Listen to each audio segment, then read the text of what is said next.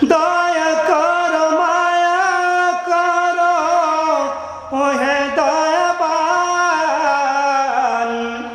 দয়া করো মায়া করো ওহে দয়াবান। তুমি রহমান, তুমি মেহেরবান, তুমি রহমান, তুমি মেহেরবান। কখনো তোমাকে যদি ভুলি, হেদায়েতের আলো জেলে নিও কাছে তুলি।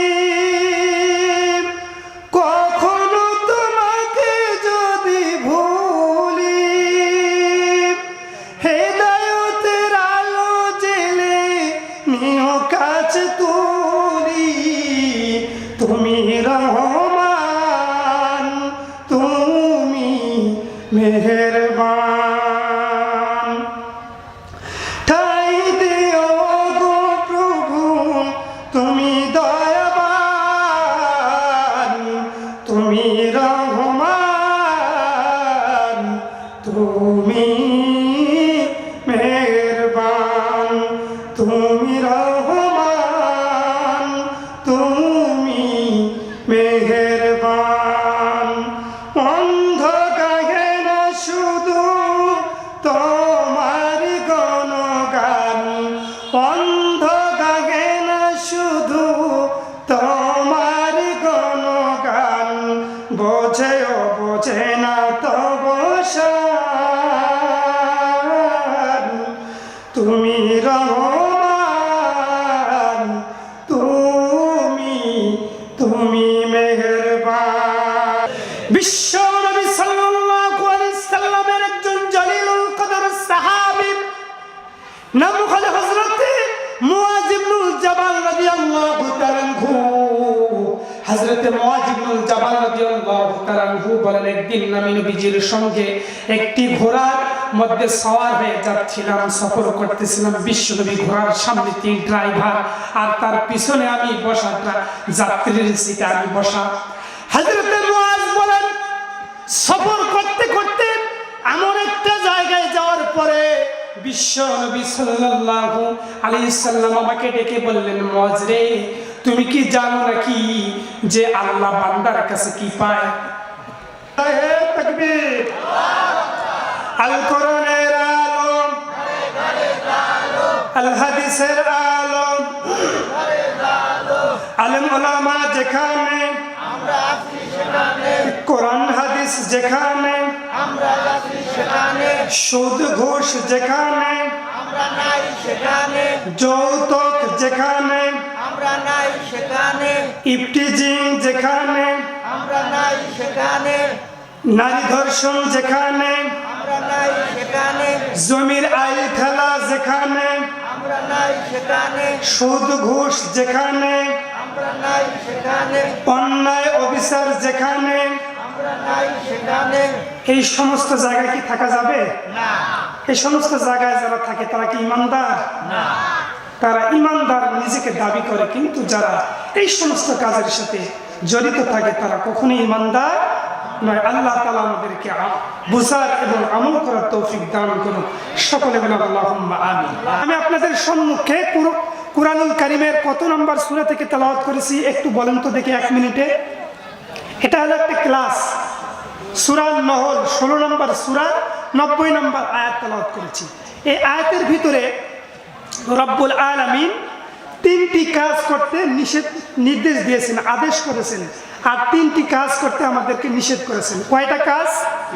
মোট হলো 6টা কাজ।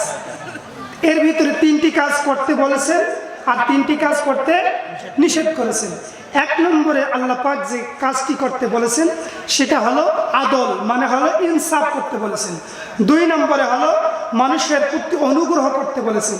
3 নম্বরে হলো নিকট আত্মীয়দেরকে দান করার কথা বলেছেন। এই হলো 3টা আদেশ। কয়টা আদেশ? 3টা। 3টা নিষেধ। 1 নম্বরে হলো তোমরা ফাহিশা কাজ থেকে বিরত থাকো। 2 নম্বরে হলো সমস্ত মন্দ কাজ থেকে বিরত থাকো। 3 নম্বরে হলো তোমরা সীমা লঙ্ঘন করা থেকে বিরত থাকো। কথা বুঝে থাকলে বলুন, এই আয়াতের ভিতরে আল্লাহ কয়টা আদেশ করেছেন? 3টা আদেশ করেছেন। মোট কর্মসূচি 6টা, এর ভিতরে 3টা আদেশ আর 3টা হলো কি নিষেধ। এই আয়াতটা যারা জুমার নামাজ পড়তে যান, এরা প্রত্যেক জুমার নামাজে খুতবা, ইমাম সাহেব খুতবা দেয় না? কয়টা খুতবা দেয়? 2টা। প্রত্যেক জুমার দিন ইমাম সাহেবরা দ্বিতীয় খুতবার শেষে এই আয়াতে কারিমাটা পড়ে। আপনারা যারা জুমার নামাজ পড়তে যান তারা জানবেন। আর আমাদের দেশে তো নামাজি বেশ কয়েক রকমের, 5 রকম আমার হিসাবে বাংলাদেশের নামাজি। এক রকম নামাজের নাম হলো সাপ্তাহিক নামাজি, মানে শুধু হলো জুমার দিন নামাজ পড়তে যায়। এরকম পাবলিক আছে না নাই? এর নাম দিছি আমি জুমার আলী। নাম কি? এই মুসল্লির নাম হলো জুমার আলী, মানে জুমার দিন হলে শুধু মসজিদে যায়। আরেকজন মুসল্লির নাম হলো রমজান আলী, রমজান মাস আসলেই নামাজ পড়তে যায়, আর মাঝখানে নামাজ পড়ে না। আরেক রকম মুসল্লির নাম দিছি কদর আলী। কদর আলী মানে কি? কদর রাতে শুধু নামাজ পড়তে যায়। ওই যে শুনেছে কদর রাতে, লাইলাতুল কদর রাতে যিনি নামাজ পড়ে 1000 বছর ইবাদত করলে সওয়াব, ওই কদর আলী শুধুমাত্র কদর রাতেই নামাজ পড়তে যায়। কয় রকম হলো? 3 রকম। আরেক প্রকার নামাজি হলো ঈদ আলী। কি আলী? ঈদ আলী। ওই যে ঈদ আসে 2 ঈদ, ওই ঈদের সময় নামাজ পড়তে যায়। আরেকটা হলো সিজনিয়াল নামাজি, ওই মাঝে মাঝে পড়ে মাঝে মাঝে পড়ে না। নামাজি কয় প্রকার বাবা? কয় প্রকার? 5 প্রকার। 1 নম্বর হলো জুমার আলী, মানে কি? শুধু জুমার দিনে যায়। এই জুমার দিনে যারা যায় তারা কিন্তু এই বিষয়টা বুঝতে পারবেন। আরেক প্রকার নামাজি হলো দৈনিক নামাজি, 5 ওয়াক্ত নামাজি। এরা 5 ওয়াক্তই নামাজ পড়ে, আল্লাহর হুকুম মানে। আল্লাহ তাআলা আমাদের সবাইকে 5 ওয়াক্ত নামাজ পড়ার তৌফিক দান করুন, বলে আল্লাহুম্মা আমিন। সুপ্রিয় উপস্থিতি, রব্বুল আলামিন কোরআনুল কারীমের 16 নম্বর সূরা, সূরা নাহলের 90 নম্বর আয়াতে রব্বুল আলামিন 6 দফা কর্মসূচি দিয়েছেন। কয় দফা কর্মসূচি? 1 নম্বর আল্লাহ তাআলা বলেন, ইন্নাল্লাহা ইয়া'মুরু বিল আদলি ওয়াল ইহসানি ওয়া ইতা'i যিল কুরবা ওয়া ইয়ানহা আনিল ফাহশাই ওয়াল মুনকার ওয়াল বাগি ইয়া'iদুকুম লা'আল্লাকুম তাযাক্কারুন।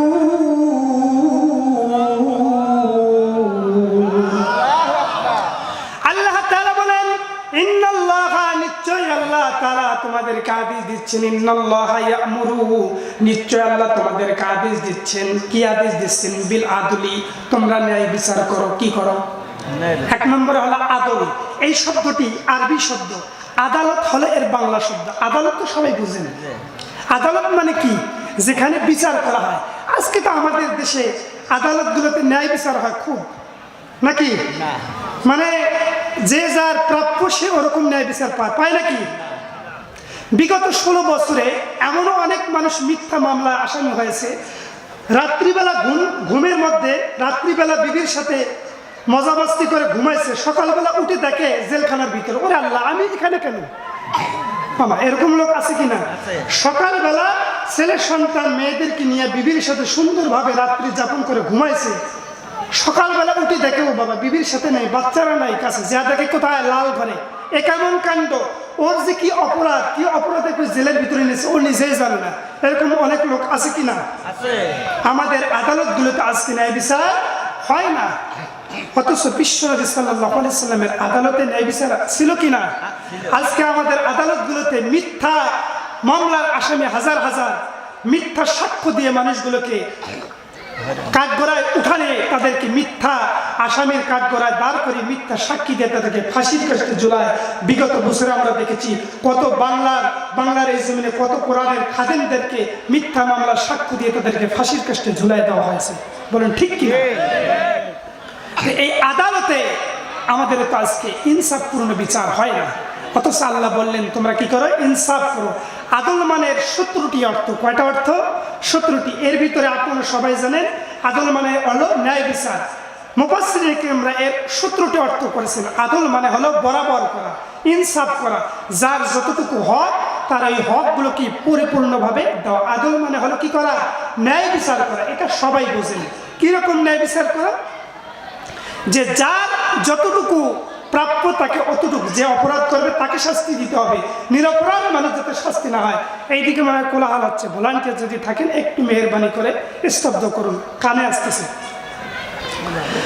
রব্বুল আলামিন কোরআনুল কারীমের ভিতরে চমৎকার ভাবে ঘোষণা দিয়েছেন, তোমরা ন্যায় বিচার প্রতিষ্ঠা করো। ন্যায় বিচার শুধুমাত্র রাজনৈতিক জীবনে নয়, রান্নাঘর থেকে শুরু করে সংসদ ভবন পর্যন্ত ন্যায় বিচার করার দরকার আছে কিনা, পরিবারের ভিতরে ন্যায় বিচার করার দরকার আছে কিনা, প্রত্যেকটি জায়গার ভিতরে ন্যায় বিচার করতে হবে। এর কারণ কি, দলিল ছাড়া একটা কথাও বলবো না। বলতে পারেন হুজুর কেন আমরা ন্যায় বিচার করব? বিশ্বনবী হাদিস শরীফের ভিতরে বলেছেন, কুল্লুকুম রাইন ওয়া কুল্লুকুম মাসউলুন আন রাইয়াতিহি। বিশ্বনবী সাল্লাল্লাহু আলাইহি সাল্লাম বলেন, এই দুনিয়ার প্রত্যেকটি মানুষ তারা দায়িত্বশীল।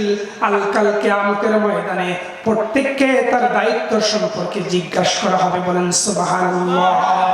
এই পৃথিবীর প্রত্যেকটি মানুষই দায়িত্বশীল। আপনি পরিবারের guardian, head of the member, আপনার অধীনে 4-5 জন লোক আছে, আপনার স্ত্রী আছে, সন্তানরা আছে। এই সন্তান এবং স্ত্রী আপনার কাছে আমানত, তাদেরকে দিনের পথে চলায়, তা তাদের ব্যাপারে হলো হক। তাদেরকে যদি আপনি সুন্দরভাবে ভরণ পোষণ না দেন, তাদেরকে যদি দিনী তরিকতে তৈরি না করেন, তাহলে কাল কিয়ামতের ময়দানে আল্লাহর আসামির কাঠগড়ায় আপনাকে দাঁড় হতে হবে। বলেন ঠিক কিনা? ব্যক্তিগত জীবনে আপনাকে ন্যায় বিচার করতে হবে। সম্পত্তি বন্টনের ক্ষেত্রেও আমাদেরকে ন্যায় বিচার করতে হবে। কিরকম? আল্লাহ রাব্বুল আলামিন কোরআনুল কারীমের ভিতরে স্পষ্টভাবে ঘোষণা দিয়েছেন। আল্লাহ তাআলা বলেন, ইউসিকুমুল্লাহু ফি আওলাদিকুম লিল্যাকারি মিসলু হাদ্দিল উনসায়াইন।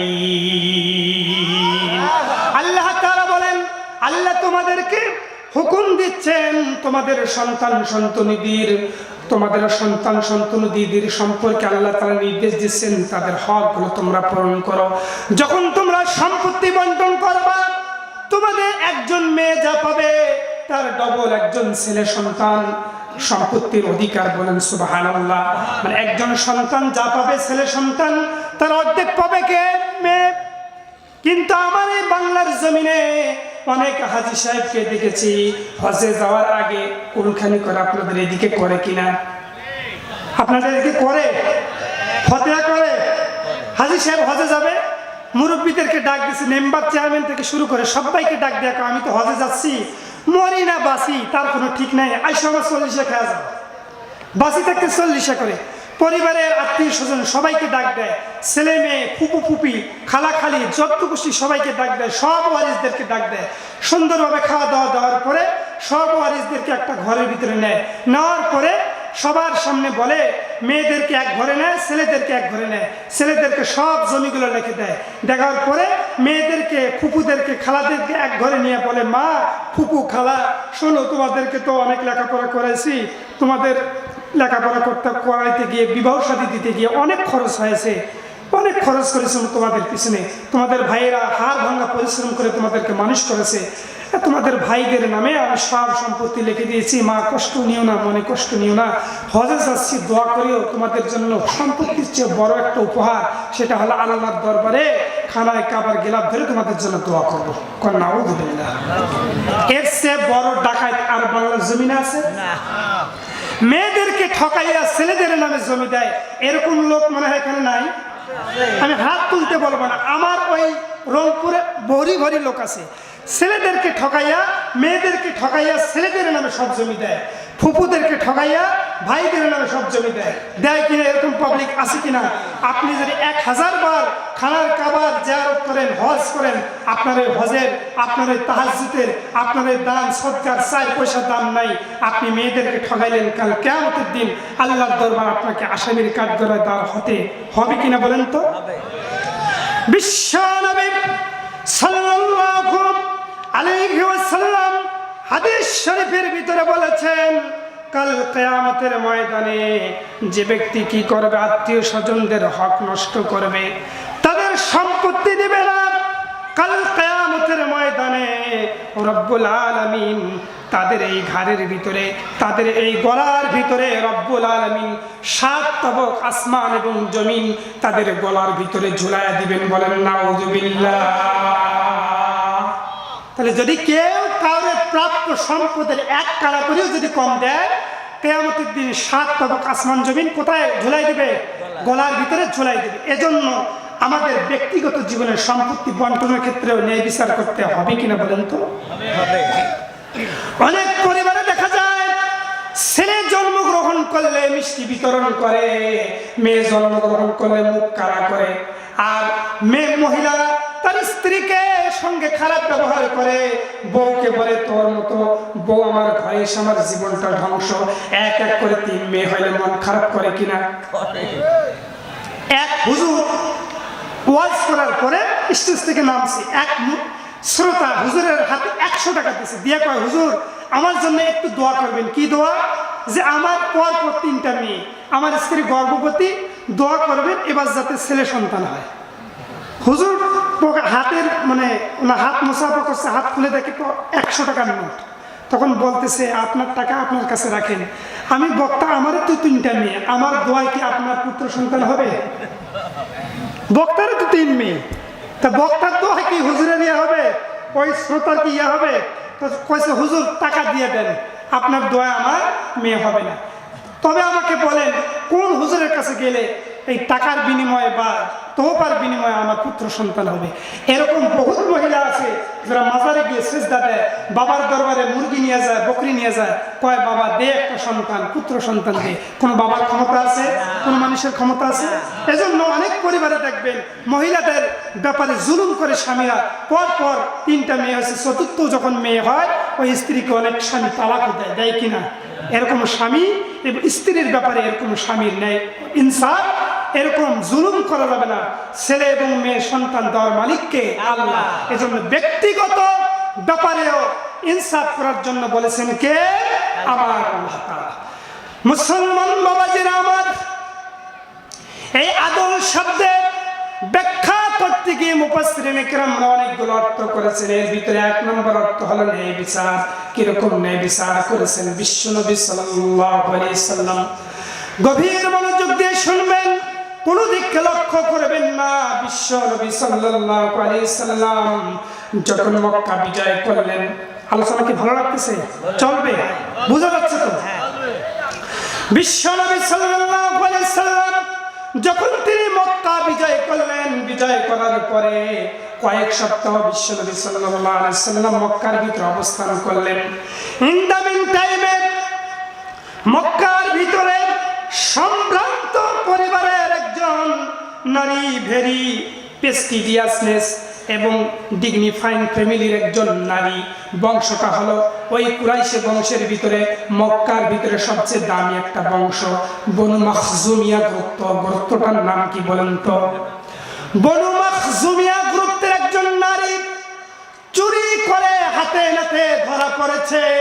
বিশ্ব নবী সাল্লাল্লাহু আলাইহি সাল্লামের কাছে যখন খবর আসলো, ওগো নবী, ইন দ্য মিন টাইমে কেবলমাত্র মক্কার লোকের ইসলাম গ্রহণ করেছে, এমন সময় একজন নারী, বনু মাখজুমিয়া গোত্রের একজন নারী চুরি করা অবস্থায় হাতে নাতে ধরা পড়েছে। নবীজি সাল্লাল্লাহু আলাইহি সাল্লাম সঙ্গে সঙ্গে তার ব্যাপারে নবীজি বললেন, কুরআনুল কারীমের বিধান হলো চোর চুরি করলে তার কি করতে হবে বলেন তো? হাত কেটে দিতে হবে। এই বিধান কার? আমাদের সমাজে আছে নাকি? তবে চোর যদি স্বভাব দোষে চুরি করে তাহলে হাত কাটতে হবে, কিন্তু অভাবে চুরি করলে হাত কাটা। সামান্য 5 টাকা দামি কলম চুরি করলো, এর বিনিময়ে কিন্তু হাত কাটা যাবে না। চুরির একটা সময়সীমা আছে, একটা নির্দিষ্ট লিমিট আছে কিনা? চুরিটা হতে হবে স্বভাবের দোষে। যদি চুরি করে, অভাবের দোষে চুরি করলে হাত কাটা যাবে না। স্বভাবে যদি চুরি করে, চুরি করা যদি তার অভ্যাস হয়, পেশা হয়, তাহলে চোরের হাত কাটার বিধান কে দিয়েছেন বলেন তো? আল্লাহ তাআলা বলেন, ওয়াস-সারিকু ওয়াস-সারিকাতু وقطعوا أيديهم আল্লাহু আকবার বলেন। আল্লাহ তাআলা বলেন তোমাদের ভিতরে চোর এবং সুন্নি যদি চুরি করে তাদের হাত কেটে দাও। বিধানটা কার?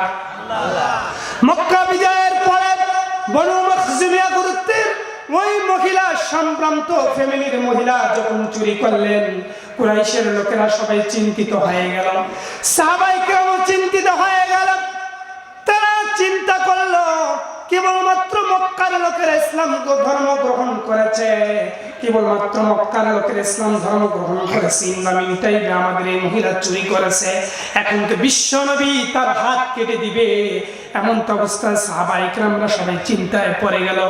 কেবল সবেমাত্র ইসলাম গ্রহণ করলাম, এই মুহূর্তে যদি তার ওই মহিলার হাত কেটে দেওয়া হয়, এমন তো হতে পারে এই আইনের কারণে, এই মহিলার শাস্তি দেওয়ার কারণে মক্কার লোকেরা বিগড়ে যেতে পারে, আবার তারা ইসলামকে দূরে সরায় দিয়ে তারা আবার মুরতাদ হয়ে যেতে পারে, পারে কিনা? তারা আবার বিগড়ে যেতে পারে, অসন্তুষ্ট হয়ে যেতে পারে, তারা আবার বিভিন্ন রকম ষড়যন্ত্র করতে পারে। এজন্য সাহাবায়ে কেরামরা চিন্তায় পড়ে গেলেন। কুরাইশরা পরামর্শ করল, সাহাবায়ে কেরামদেরকে বলল, ও সাহাবীরা, এমন টাইমে আমার এই মহিলা চুরি করলো, এখন নবীজি যদি কোরআনের বিধান অনুযায়ী যদি তার হাত কেটে দেয়, তাহলে তো মক্কার লোকেরা বিগড়ে যাবে। তোমাদের মধ্যে কেউ একজন যাও নবীজির কাছে গিয়ে সুপারিশ করো, নবীজি যাতে এই মহিলাটার জন্য কমপক্ষে হলেও শুধুমাত্র এই মহিলাটার জন্য যাতে বিশ্ব নবী কোরআনের এই বিধানটাকে সামান্যতম শিথিল করে। বলেন নাউযুবিল্লাহ। মক্কার লোকেরা চাইলো, সাহাবারা পরামর্শ করতেছে যে কেউ একজন নবীজির কাছে যাও, গিয়ে বলো, ও আল্লাহর হাবিব, শুধুমাত্র এই মহিলাটার জন্য একটু শাস্তিটা একটু শিথিল করেন, একটু কম করেন। কারণ এই মুহূর্তে যদি আপনি এনার হাত কাটেন, ইনি পাওয়ারফুল বংশের একজন নারী মহিলা, এনার যদি এই মুহূর্তে আপনি হাত কাটেন, তাহলে তো মক্কার লোকেরা বিগড়ে যাবে, তারা আবার ইসলাম থেকে পিছনে চলে যাবে, আবার তারা ইসলাম ছেড়ে দিবে। আপনি একটু বিধান লোহিত করেন। কি করবে এই কথা? সবাই বললাম, পরামর্শ করলাম যে এই কথা তো সাহাবীদের ভিতরে কে বলতে পারবে? সবাই পরামর্শ করে হযরতে বিশ্ব নবীর সাহাবী, তার পালক পুত্র যায়েদ বিন হারেসার পুত্র ওসামাকে সবাই টার্গেট করলো। ওসামাকে পরামর্শ করে বলল, ও ওসামা, আমার ভাই ওসামা, হিব্বুর রাসূলিল্লাহ, ওসামাকে হত রাসূলের মহব্বতের সাথী, ওসামাকে নবীজি নাতির মতো মহব্বত করত। সাহাবায়ে কেরাম বললেন, ওগো ওসামা, তুমি তো হলো হিব্বুর রাসূলুল্লাহ, তুমি তো নবীজির মহব্বতের মানুষ, নবীজি তোমাকে কত মহব্বত করে, তোমাকে নাতির মতো দেখে, তুমি যদি নবীজির কাছে গিয়ে এই প্রস্তাবটা দাও, ওগো নবী, আপনি এই নারীর ব্যাপারে একটু বিচারটা শিথিল করে দেন, তাহলে হয়তোবা নবীজি তোমার মহব্বতের কারণে, তোমার সাথে ভালোবাসার কারণে নবীজি হয়তোবা হাত কাটার বিধানটা একটু কম করতে পারে। ওসামা বললেন, ঠিক আছে, তোমরা যেহেতু এত করে বলতেছ, বিশ্ব নবী সাল্লাল্লাহু আলাইহি সাল্লামের কাছে এবার সাহাবায়ে কেরামদের দল ওসামাকে নিয়ে গিয়ে বিশ্ব নবীজির কাছে ওসামা গিয়ে বললেন, ও আল্লাহর হাবিব, এই মহিলাটার জন্য কি একটু শাস্তিটা বিধানটা একটু কি কমানো যায় না? বিশ্ব নবী তখন বললেন, ওয়াইমুল্লাহ লাউ আন্না ফাতিমা বিনত মুহাম্মাদিন সারাকাত লাকাতাতু ইয়াদাহা। নবীজি বললেন, এর আগে নবীজি বললেন, ওগো ওসামা, তুমি কি এমন একটি কথা বলার জন্য আমার কাছে এসেছো নাকি যেটার বিধান স্বয়ং আল্লাহ তাআলা দিয়েছেন? চোর চুরি করলে তার হাত কাটতে হবে, এই বিধান কার? তুমি কি আল্লাহর বিধানের বিরুদ্ধে আমার কাছে সুপারিশ করার জন্য এসেছো নাকি? এত বড় স্পর্ধা, এত বড় সাহস তোমাকে কে দিল? ওগো ওসামা, জেনে রাখো, আমার পূর্বে তো অনেক জাতি এসেছিল, তাদের ধ্বংসের এক নম্বর কারণ হলো তারা তাদের জাতির ভিতরে যদি দুর্বল লোকেরা কোনো অপরাধ করত, তাদের ব্যাপারে তারা কঠোর শাস্তি আরোপ করত।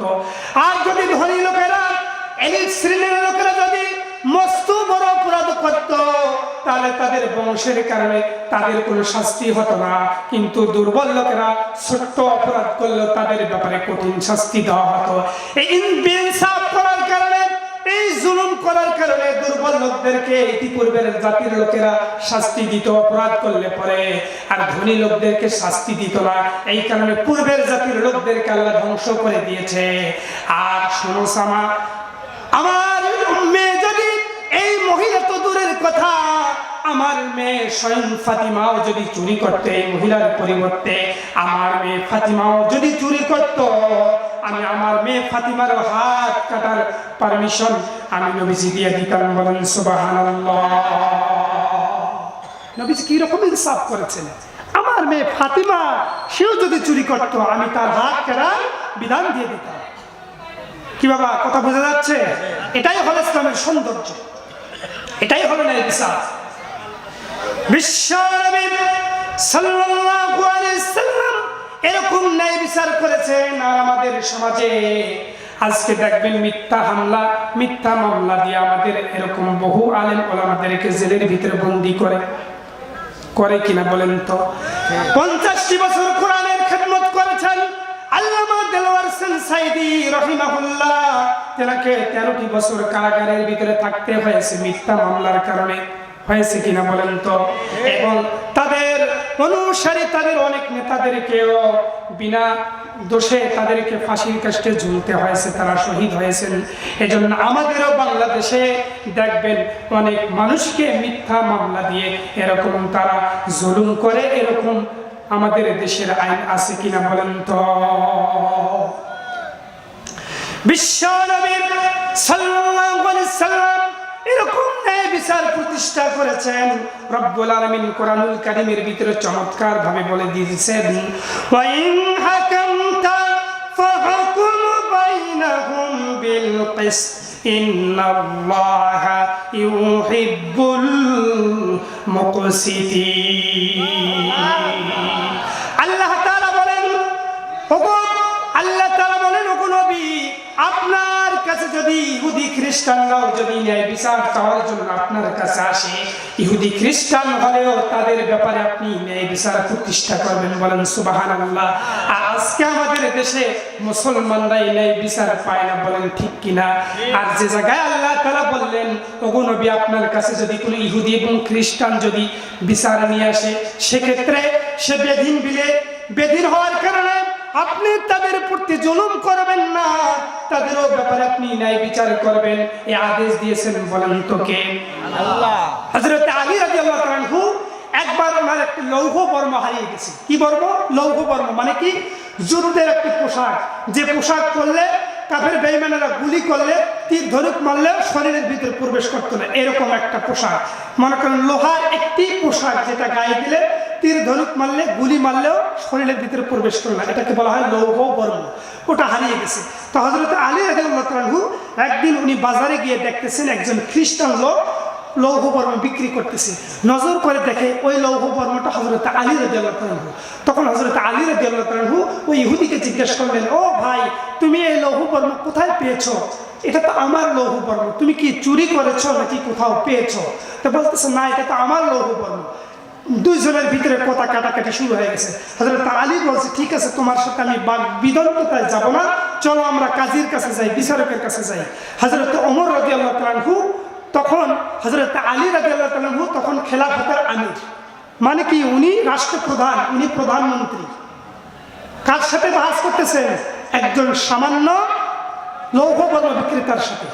তা যখন প্রধান বিচারকের কাছে হযরত আলী গেলেন ওই খ্রিস্টানকে নিয়ে, ইহুদিকে নিয়ে, তখন বিচারক ওই খ্রিস্টান এবং আলী দুজনের কথা শুনলেন। শোনার পরে হযরত আলী রাদিয়াল্লাহু তাআলা আনহুকে বিচারক বললেন, ওগো আমিরুল মুমিনিন হযরত আলী, আপনার কি কোনো সাক্ষী আছে? এই লৌহ বর্ম যা আপনি দাবি করতেছেন, আপনার কি কোনো সাক্ষী আছে? তখন হযরতে আলী রাদিয়াল্লাহু তাআলা আনহু বললেন, হ্যাঁ, আমার সাক্ষী আছে দুইজন। কয়জন? দুইজন। একটা হলো আমার ছেলে ইমাম হুসাইন হাসান, আর 2 নম্বরে আমার সাক্ষী হলো আমার কর্মচারী।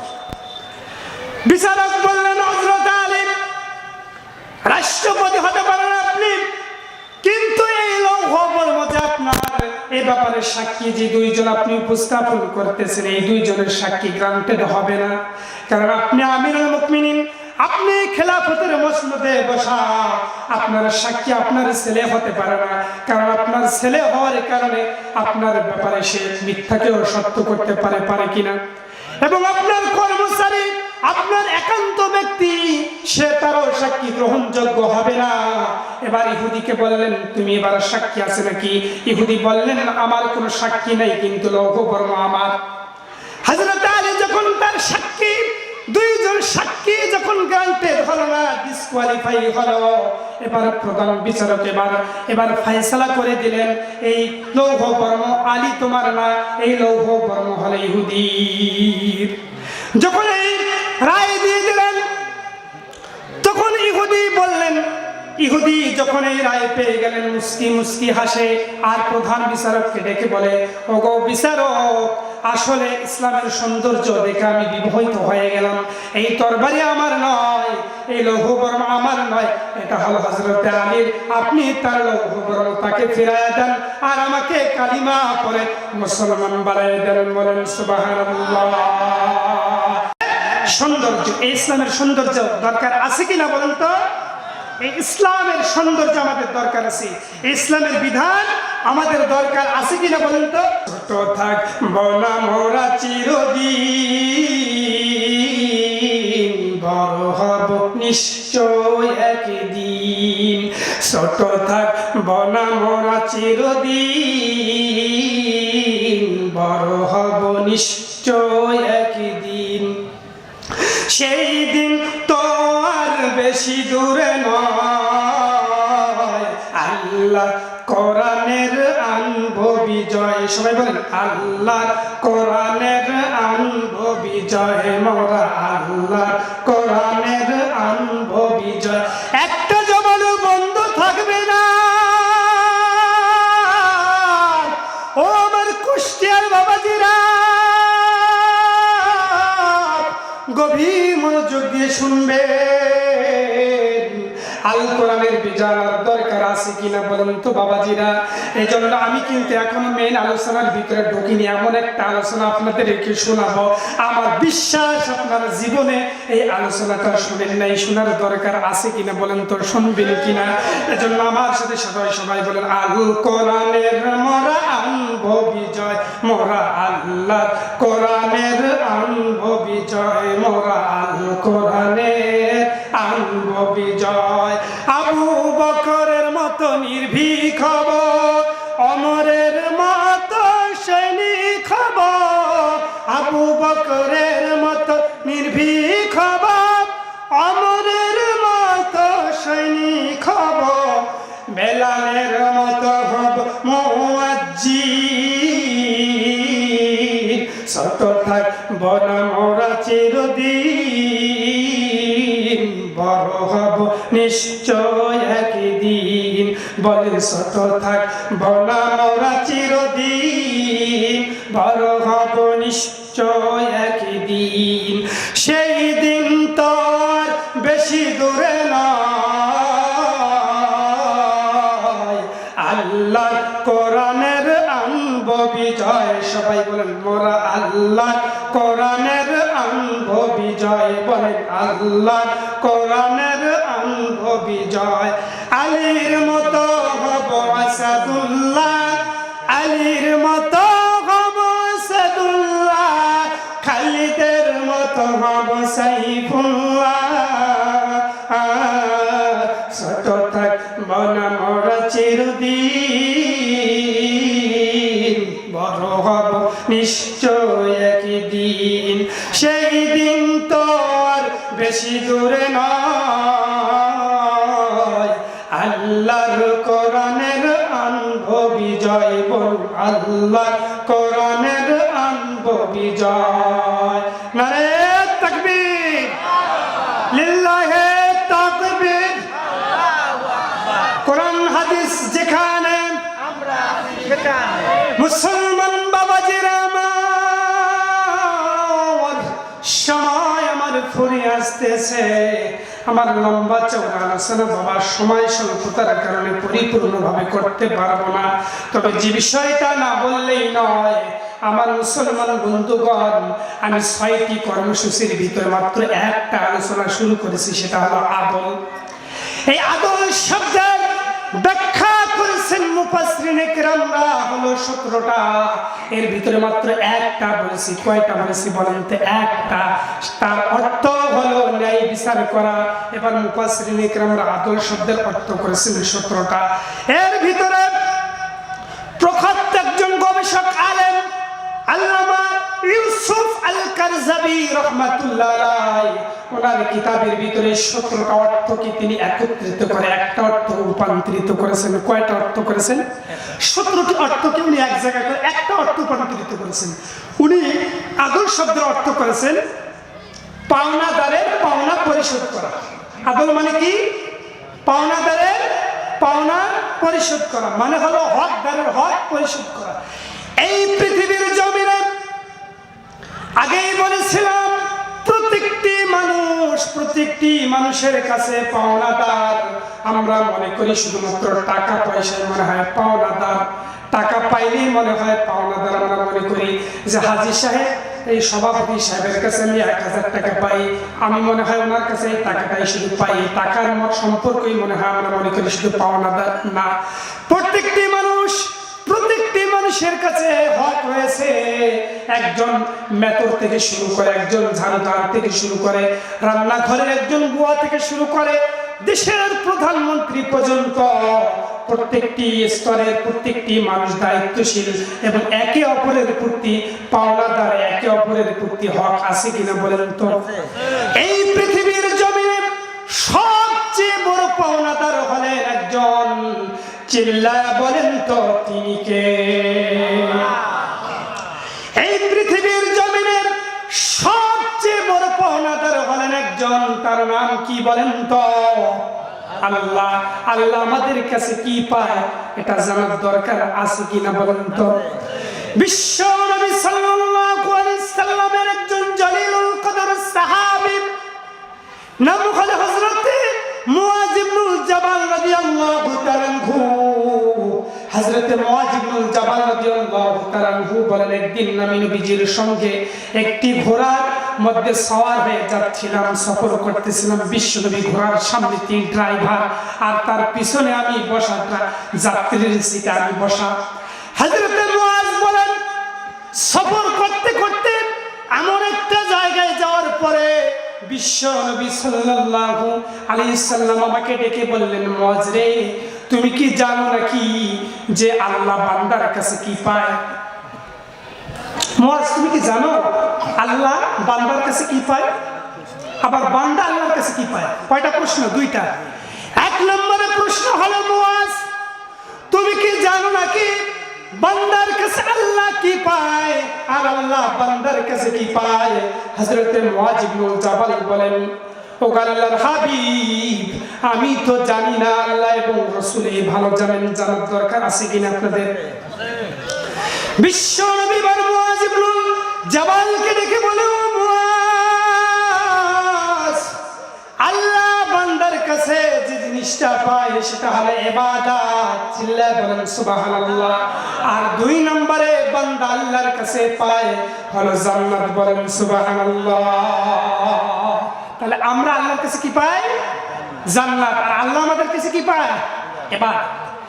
তবে মুআয ইবনুল জাবালকে নবীজি বললেন, মুআয, আমি সেই সমস্ত বান্দাদেরকে জান্নাত দিব, তাদেরকে ক্ষমা করব যারা আমার সাথে শিরক করবে না, যারা আমার সাথে শরীক স্থাপন করবে না, তাদেরকে আমি মাফ করে দিয়ে। জানতে চাইছে, একটু বলেন ভিতর থেকে। আমি যদি ওই বান্দারা যদি আমার কাছে যদি শিরক না করে আমি তাদেরকে জান্নাত দিব। এবার মুসলমান বাবাদের আমার, তাহলে আল্লাহ আমাদের কাছে কি পায়? কথা বলে না।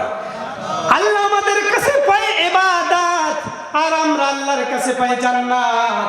তবে এখানে একটা কথা হলো, গবেষক আল্লাহ বলেছেন যে আল্লাহ যে আমাদের কাছে জান্নাত পায়, আমাদের কাছে ইবাদত পায়, এটা পাওয়ার জন্য বান্দা আল্লাহর কাছে মুখাপেক্ষী, মানে হলো যে আল্লাহ বান্দা আল্লাহর ইবাদত করবে, এই ব্যাপারে বান্দা আল্লাহর কাছে মুখাপেক্ষী, মানে ইবাদত করতেই হবে, এটা বাধ্যতামূলক।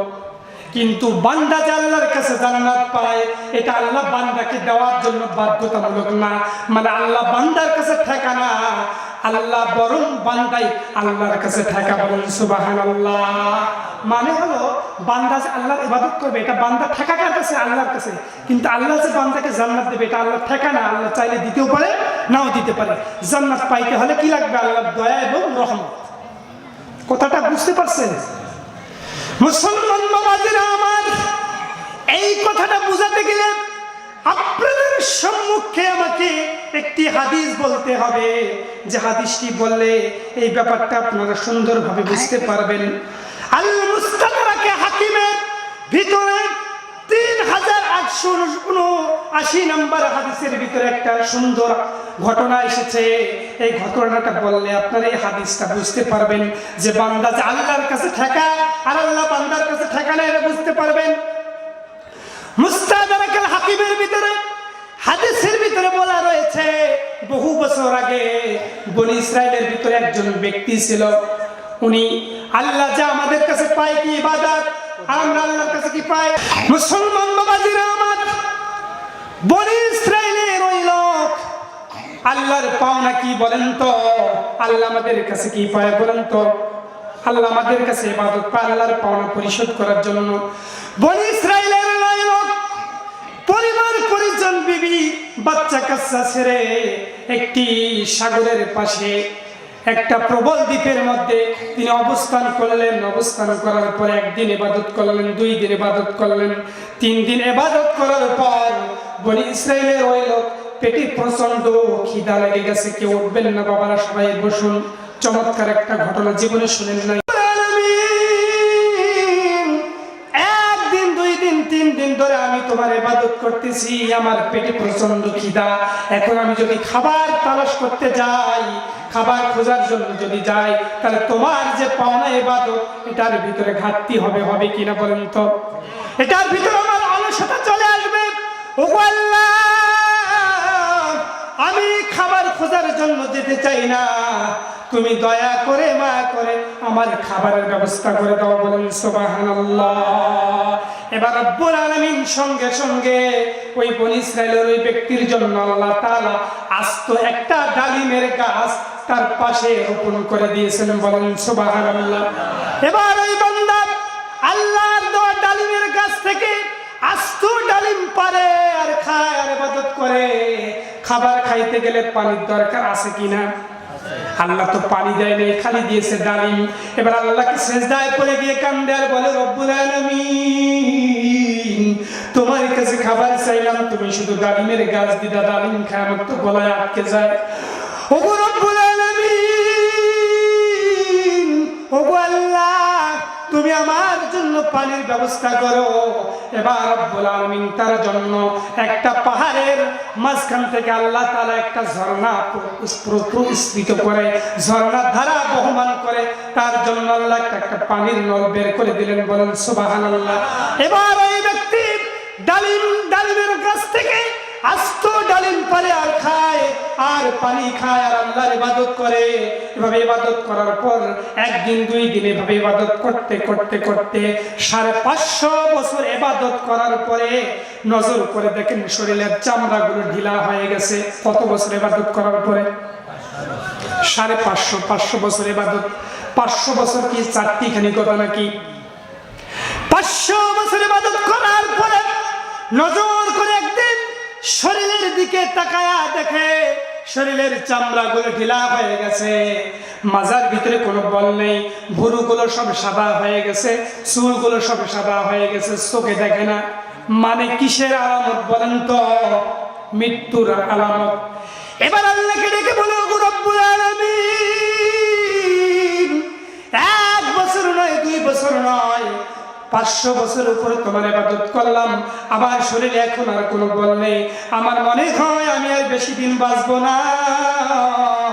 ওগো রব্বুল আলামিন, বেশি দিন মনে হয় আর তোমার পাওনা পরিশোধ করতে পারবো না। ওগো রব্বুল আলামিন, দয়া করে মায়া করে তোমার কাছে আমার শেষ 2টা ফরিয়াদ রয়েছে। কয়টা ফরিয়াদ? ওগো রব্বুল আলামিন, আমি যেই দিন ইন্তেকাল করব ওই দিনটা যেন জুমার দিন হয়, আর রাতে যদি আমি মৃত্যুবরণ করি ওই রাতটা যেন জুমার রাত্রি হয়। আর 2 নম্বরে হলো যেই সময় তুমি আমার মৃত্যুটা দিবা ওইটা সময় যেন আমি তোমার সিজদার ভিতরে থাকতে পারি। বলেন সুবহানাল্লাহ। কয়টা জিনিস আছে? 2টা। একটা হলো যেদিন মৃত্যুবরণ করব ওই দিনটা যেন জুমার দিন হয় অথবা জুমার রাত হয়। আর 2 নম্বরে হলো আমি যখন মৃত্যুবরণ করব ওই সময় যেন আমি সিজদা অবস্থায় থাকতে পারি। বলেন সুবহানাল্লাহ। 2টা ভালো লক্ষণ কিনা বলেন তো? আমি আমার এই নজরে, আমি আমার এই বয়সে দেখেছি অনেক মানুষকে টয়লেটের ভিতরে মৃত্যুবরণ করতে দেখেছি, অনেক মানুষকে সিনেমা হলে মৃত্যুবরণ করে দেখেছি, অনেক মানুষকে গাঞ্জা টানতে টানতে মৃত্যুবরণ করে দেখেছি, অনেক মানুষকে বিড়ি টানতে টানতে মৃত্যুবরণ করতে দেখেছি, অনেক মানুষকে এরকম ধর্ষণ করতে করতে মৃত্যুবরণ করতে দেখেছি, এবং খরচও দেখেছি বলতে কি খবর পেয়েছি, এগুলো আমার চোখে আমি দেখেছি, মিডিয়াতে দেখেছি। এই সমস্ত আলামত হলো কি খারাপ আলামত। তবে কেউ যদি ভালো অবস্থায় মৃত্যুবরণ করে তাকে আল্লাহ তাআলা দুনিয়াতে যে ব্যক্তি যে অবস্থায় মৃত্যুবরণ করবে ওই অবস্থায় কিয়ামতের ময়দানে কবর থেকে তাকে উঠানো হবে। বলেন সুবহানাল্লাহ। বিশ্বনবী হাদিসের ভিতরে বলেন মা মিন মুসলিমিন ইয়ামুতু ইয়াওমাল জুমআতি আও লাইলাতাল জুমআতি ইল্লা ওয়াকাতুল্লাহি ফিতনাতাল কবর। বিশ্বনবী বলেন যে ব্যক্তি জুমার দিন কিংবা রাতে মৃত্যুবরণ করে আল্লাহ তাআলা ওই ব্যক্তি মৃত্যুবরণ করার সঙ্গে সঙ্গে তার কবর আযাব মাফ করে দেন। বলেন তো কে? যদি কোনো ব্যক্তি জুমার দিন অথবা রাতে মৃত্যুবরণ করে আল্লাহ তাআলা ওই ব্যক্তি কবরে যাওয়ার সঙ্গে সঙ্গে তার সমস্ত কবর আযাব মাফ করে দেয়। চিল্লা বলেন তো তিনি কে? আর রাসূলুল্লাহ সাল্লাল্লাহু আলাইহি ওয়াসাল্লাম হাদিসের ভিতরে বলেন যে ব্যক্তি দুনিয়া থেকে যে অবস্থায় মৃত্যুবরণ করবে কাল কিয়ামতের ময়দানে সেই ব্যক্তিকে সেই অবস্থায় উঠানো হবে। বলেন সুবহানাল্লাহ। দুনিয়ায় যারা শহীদ অবস্থায় মৃত্যুবরণ করবে ওই শহীদদেরকে আল্লাহ তাআলা তাদের শরীরের ভিতরে তাজা রক্ত অবস্থায় উঠাবেন। শহীদদের শরীর থেকে রক্ত ঝরতে ঝরতে তারা কিয়ামতের ময়দানে উঠবে। আল্লাহ তাআলা জিজ্ঞেস করবেন ফেরেশতারা এরা কারা, এদের শরীর থেকে কেন রক্ত ঝরে?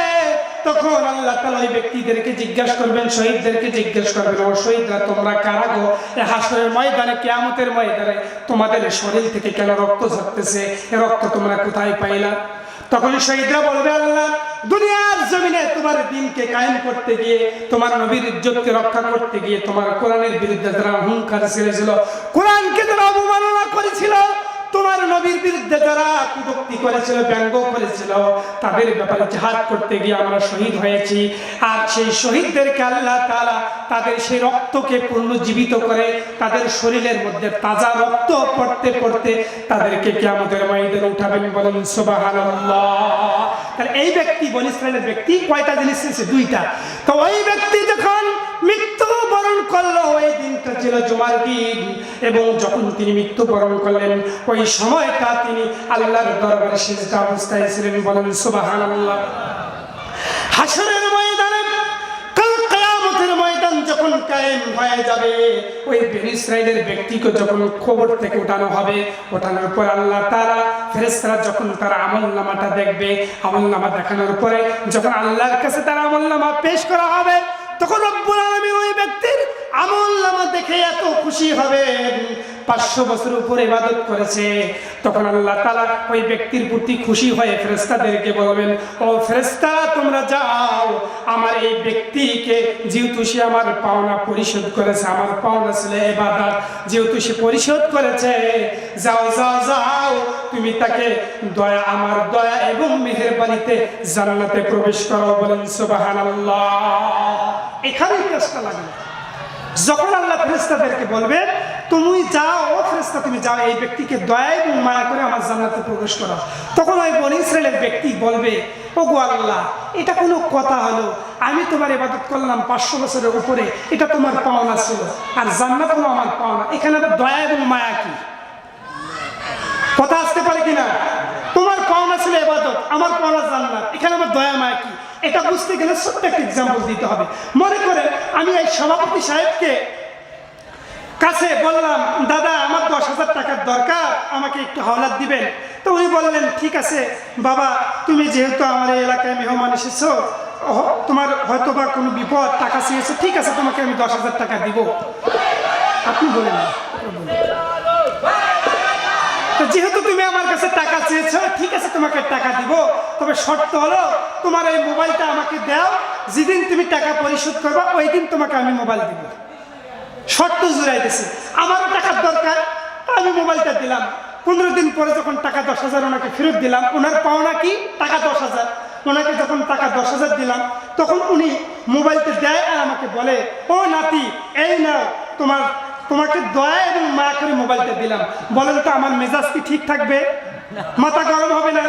কয় কি রে, লক্ষণ তো ভালো না, উদ্দেশ্য ভালো না।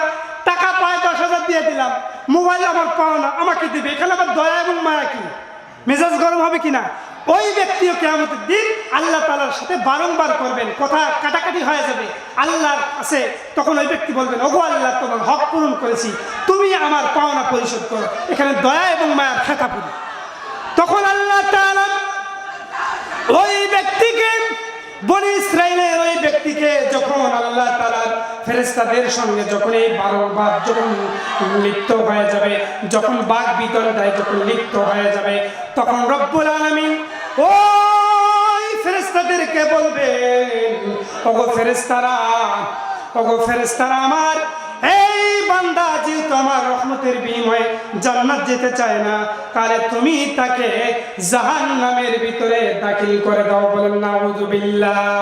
মুসলমান বাবাজিরা আমার, যখন আল্লাহ তাআলার সামনে, যখন বনি ইসরাইলের ওই ব্যক্তি যখন আল্লাহ তাআলার সঙ্গে যখন কথা কাটাকাটি করবেন, যখন আল্লাহ তাআলা রব্বুল আলামিন তখন ওই বনি ইসরাইলের ব্যক্তির প্রতি মন খারাপ করবেন, তখন আল্লাহ তাআলা বলবেন, ঠিক আছে, সে যেহেতু আমার দয়া এবং মায়ের বিনিময়ে জান্নাত যেতে চায় না, তাহলে তোমরা ফেরেশতা তাকে জাহান্নামের ভিতরে নিক্ষেপ করে দাও। বলেন নাউযুবিল্লাহ। এবার যখন জাহান্নামের ফয়সালা হয়ে যাবে, তখন বনি ইসরাইলের ওই ব্যক্তি লজ্জিত হয়ে যাবে। তখন রব্বুল আলামিনকে ডেকে বলবে, ওগো রব্বুল আলামিন, আমি বুঝতে পারি নাই, তুমি দয়া করে মায়া করে আমাকে জান্নাত দাও তোমার দয়ায়।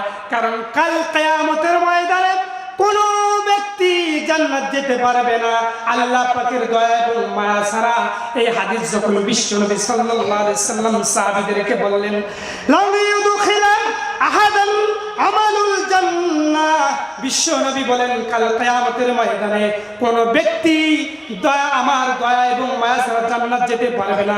যখন এই হাদিস বিশ্বনবী সাহাবায়ে কেরামদের সম্মুখে বললেন, তখন সাহাবীরা বললেন, ওগো আল্লাহর হাবিব, আপনি কি আল্লাহর দয়া এবং মায়া ছাড়া জান্নাত যেতে পারবেন না? তখন নবীজি বললেন, হ্যাঁ হ্যাঁ হ্যাঁ, আমি আল্লাহর দয়া এবং মায়া ছাড়া আল্লাহর জান্নাতে যেতে পারবো না। স্বয়ং রব্বুল আলামিন যদি আমাকে দয়া না করেন, মায়া না করেন, আমার প্রতি যদি রহম না করেন, আমি নবী নিজেও জান্নাতে যেতে পারবো না। বলেন সুবহানাল্লাহ। এজন্য আমলের বড়াই করা যাবে না। পৃথিবীতে কোনো মানুষ, দুনিয়ার কোনো মানুষ আমলের বিনিময়ে জান্নাত যেতে পারবে না। জান্নাত যেতে হলে অবশ্যই আল্লাহর দয়া এবং মায়ের দরকার আছে কিনা বলেন তো? এজন্য আল্লাহর পাওনা হলো,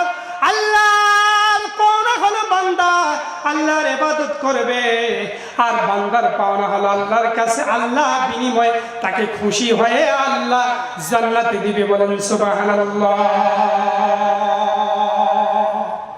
আমি এমন একটি হাদিস মেয়েদের, মা বোনদের সম্মুখে বলার জন্য আজকে নিয়ত করেছিলাম। এই হাদিসের রিলেটেড একটি প্রশ্ন এসেছে, সুন্দর এই প্রশ্ন, চমৎকার একটি প্রশ্ন, অবশ্যই এর অ্যান্সার হবে। প্রশ্ন বলছে, যে মেয়েদের বাচ্চা হয় না, শ্বশুর বাড়ির সবাই যদি না রাখতে চায়, সে মেয়ে কি থাকতে পারবে? সেটা কি জায়েজ? আচ্ছা বলেন তো দেখি, আপনাদের কাছে শুরুতেই বলেছিলাম বাচ্চা দেওয়ার মালিক কে? আল্লাহ। আরো বলেন আল্লাহ। বাচ্চা দেওয়ার মালিক হলো আল্লাহ। এই মহিলার কি কোনো ক্ষমতা আছে বাচ্চা দেওয়ার? রব্বুল আলামিন কোরআনুল কারীমের সূরা শূরার 49 এবং 50 নম্বর আয়াতে বাসায় গিয়ে দেখবেন, যেহেতু প্রধান মেহমান বড় ভাই এসেছেন, আমি আর আয়াতগুলো বলতে পারলাম না। এই আয়াতের ভিতরে গিয়ে দেখবেন এখানে আল্লাহ রাব্বুল আলামিন চমৎকার ভাবে বলেছেন যে ছেলে দেওয়ার এবং মেয়ে দেওয়ার দায়িত্ব হলো আল্লাহ। আল্লাহ যাকে চান তাকে সন্তান দেন, যাকে চান না তাকে ছেলেও দেন না মেয়েও দেন না, বন্ধা করে পৃথিবীতে পাঠান। তাহলে যে মেয়েটার শুধু সন্তান ছেলে হয় মেয়ে হয় না, মন খারাপ করে অনেক বাবা করে কিনা? খালি ছেলে হয় মেয়ে হয় না, এরকম কারণে অনেক মেয়েকে তালাক দেয়। আবার অনেক মহিলা খালি মেয়ে হয় ছেলে হয় না, এই জন্য মেয়েদেরকে মহিলাদেরকে তালাক দেয়। এরকম খাটাস মার্কা মুসলমান আছে কিনা? তাদের কোনো ওই মেয়েদের কোনো দোষ নাই। এই কারণে যদি শ্বশুর শাশুড়ি তার প্রতি জুলুম করে, তাহলে কাল কিয়ামতের ময়দানে আল্লাহর দরবারে ওই শ্বশুর শাশুড়িকে আল্লাহর দরবারে আসামির কাঠগড়ায় দাঁড় হতে হবে। বলেন নাউযুবিল্লাহ। তাহলে যে মেয়ের বাচ্চা হয় না, শ্বশুর শাশুড়ি যদি চায় তাই মেয়েকে বের করে দিতে, এটা তো কোনো কথা না, এটা তো শরীয়তের মাসলা হতে পারে। শরীয়তের মাসলা হলো ওই মেয়ের উপযুক্ত চিকিৎসার ব্যবস্থা করা, কিন্তু একেবারে যদি বন্ধ হয় সেটা আলাদা ব্যাপার।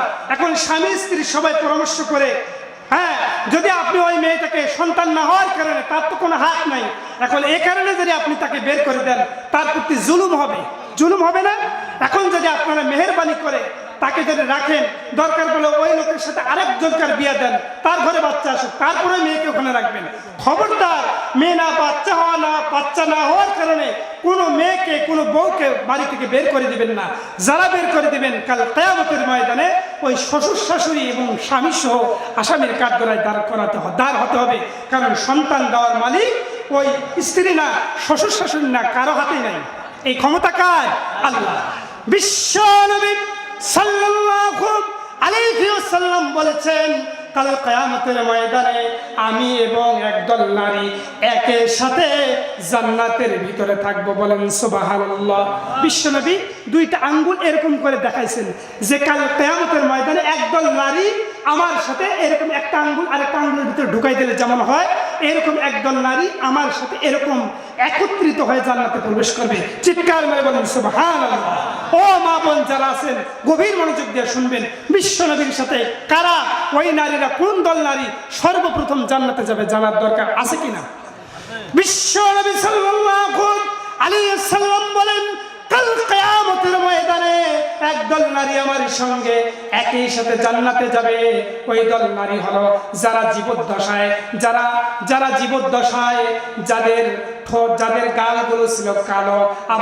আবার ওই হাদিসের ভিতরে বিশ্বনবী ব্যাখ্যা করে বলেছেন যে ওই সমস্ত নারীরা বিশ্বনবীজির সঙ্গে জান্নাতে যাবে যাদের স্বামী মারা যাওয়ার পরেও তাদের ছোট্ট ছোট্ট বাচ্চা থাকার কারণে, ওই নারীটা সুন্দরী হওয়ার কারণে, ওই নারী মর্যাদাশীল হওয়ার কারণেও ছোট ছোট্ট বাচ্চাদের কারণে হঠাৎ করে অকালে স্বামী মারা যায় কিনা, এমন অনেক নারী বিধবা হয় কিনা, ছোট ছোট বাচ্চা থাকা অবস্থায় হঠাৎ করে স্বামী মারা যায়, অ্যাক্সিডেন্টে মারা যায়, বিভিন্ন অসুখের কারণে মারা যায়। বিশ্বনবী বলেন ওই সমস্ত নারীরা আমার সাথে জান্নাতে একই সাথে থাকবো যে সমস্ত নারীরা দুনিয়ার জমিনে যে অকালে স্বামী মৃত্যুবরণ করার কারণে সন্তানদের মুখের দিকে তাকানোর পরে, যৌবন থাকার পরেও, সুন্দরী হওয়ার পরেও নতুন করে বিবাহ বন্ধনে আবদ্ধ হয় না সন্তানগুলো মানুষ করার জন্য। আবার সন্তানগুলো বড় হওয়ার পরে যদি বিবাহ করে সেটা ভিন্ন কথা, কিংবা সন্তান বড় হতেই ওই মহিলাগুলো মারা যায়। বিশ্বনবী বলেন সন্তানদের মুখের দিকে তাকিয়ে যে সমস্ত নারীরা স্বামী মারা যাওয়ার পরে সন্তানদেরকে লালন পালন করার জন্য নতুন করে বিবাহ বন্ধনে আবদ্ধ হয় না, ওই নারীগুলো কাল কিয়ামতের ময়দানে আমি নবীর সঙ্গে একই সাথে জান্নাতে থাকবে। বলেন সুবহানাল্লাহ। আর আজকে বাংলার জমিনে আমরা দেখি সন্তান ছোট্ট দুধের বাচ্চাকে ফেলে থুয়ে প্রেমিকের সঙ্গে পালিয়ে যায়, এমন অনেক নারী আছে না নাই? বরং স্বামীর সংসারে থাকার পরে পুরাতন প্রেমিকের সঙ্গে পরক্রিয়া করে কিনা, আছে কিনা? এই জন্য আমি মা বোনদেরকে বলতে চাই, ও মা, তুমি যদি বিশ্ব নবীর সঙ্গে সর্বপ্রথম জান্নাতে যেতে চাও, দুনিয়ার জমিনে সবার আগে বিশ্ব নবী জান্নাতে যাবেন, এরপরে নবীজির সঙ্গে সর্বপ্রথম এই নারীগুলো জান্নাতে যাবেন যারা সন্তান ছোট থাকা অবস্থায় স্বামী মারা যাওয়ার কারণে নতুন করে বিবাহ বন্ধনে আবদ্ধ হয় না, ওই নারীগুলো নবীজির সঙ্গে জান্নাতে যাবেন। এই জন্য মা, আমি তোমাদেরকে বলতে চাই, তোমরা সন্তানদেরকে মানুষের মতো মানুষ করবা, পরক্রিয়ায় লিপ্ত হবে না, কোরআন এবং সুন্নাহ অনুযায়ী তোমাদের জীবন যাপন করবা, তাহলে তোমাদের জন্য জান্নাতের 8টা দরজা খুলে দিবেন আমার আল্লাহ। বলেন সুবহানাল্লাহ।